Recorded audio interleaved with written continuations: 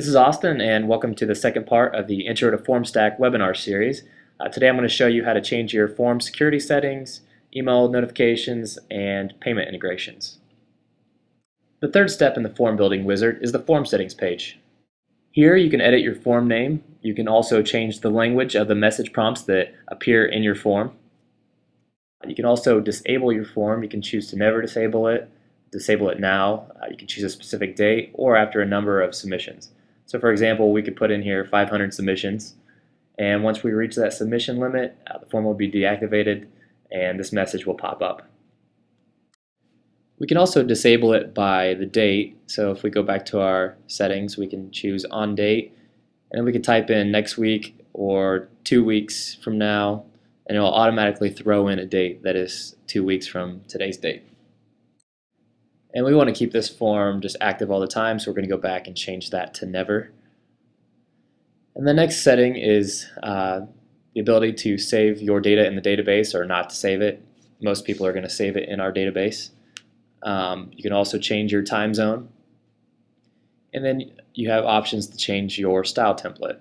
You have a variety to choose from. These are some of the ones we've already built and added. The ones here are preset templates that you have to choose from. And you can preview them and to get an idea of what they'll look like. The next section of our form settings page is the emails and redirects section. So if we click there, it'll take us to our notification emails, confirmation emails, and submit actions. The first thing we want to do is edit our notification email. This is the email that goes to you once a form is submitted. So you can add your email address. If you have additional people that need to receive submissions, you can add their email addresses, just one per line. As far as the email subject line, you can edit that to change it to whatever you need it to be. Here we'll just call it registrant information. And then you have the ability to send all the submitted data. You can send yourself a link to the saved data, or you can create a custom message and you can add just the particular fields that you want to receive. So we could go down here to insert fields, click on all the ones we want to receive, and then we'll just receive those via the notification email. There's also a box to check if you want to hide the empty fields in the message. That way you're not receiving any empty fields. You can also attach files. If you have a file upload field in your form, you can choose what size you want to receive. Some email providers only allow you to receive a certain size of attachment. You can also use what's called smart routing that uses conditional logic. So we only want to send this email if they are attending the fundraising event. We don't really need their info if they're not.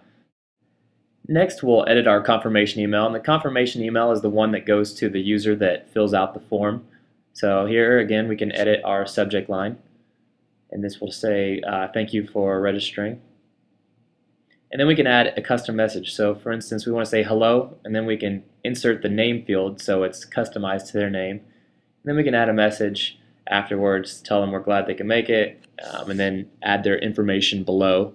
And to do that, again, we'll just insert fields, whatever information that you want to share with them, their submission time, their name, address, just so they can double check to make sure their information they submitted is correct.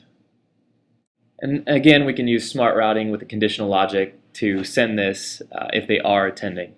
And then we could go back and you could click the plus button to add a second confirmation email, and we want to send this one if they're not attending. So for the subject line, we'll say sorry you can't make it. We can customize the hello section and say we hope to see you next year or at the next event. And then we can also go down to the use smart routing, and this time we want to set it to no. If they are not attending the fundraising event, we want to send this confirmation email.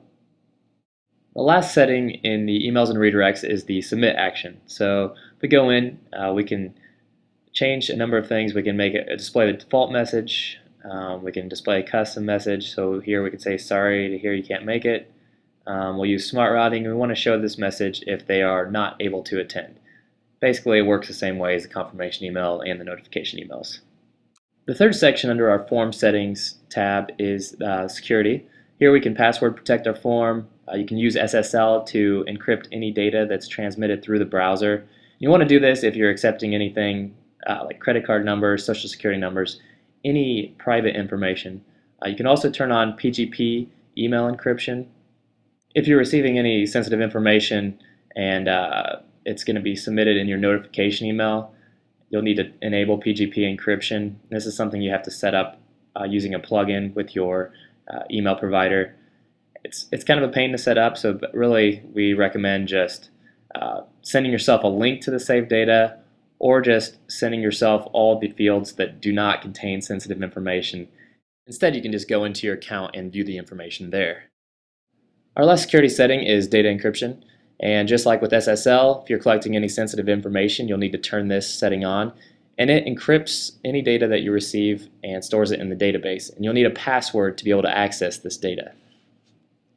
As you can see, when you turn on data encryption, a warning message appears to let you know that you need to memorize or store this password in a safe place.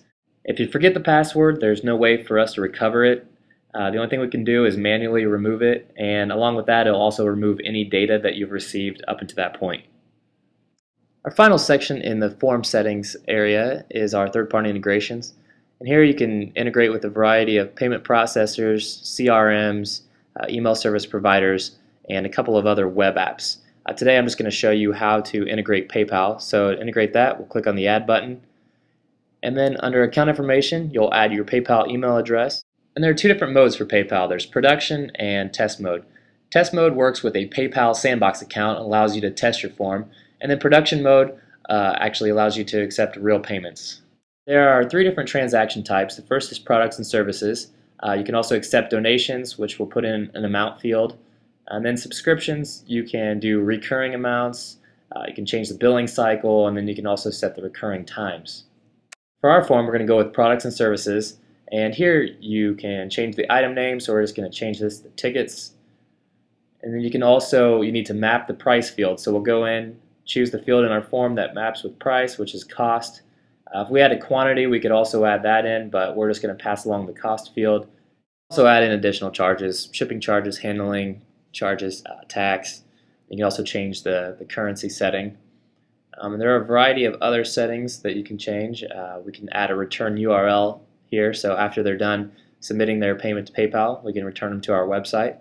And then there's also customer information that's optional, and by default it'll go ahead and map to whatever fields you have in your form, if they're name fields and email address fields. Now that we have all of our form settings in place, we can click on the Next Step button, which will take us to the fourth and final step of the form building wizard. Be sure to check out the third and final part of the Intro to Formstack webinar series, where I show you how to use and embed your form.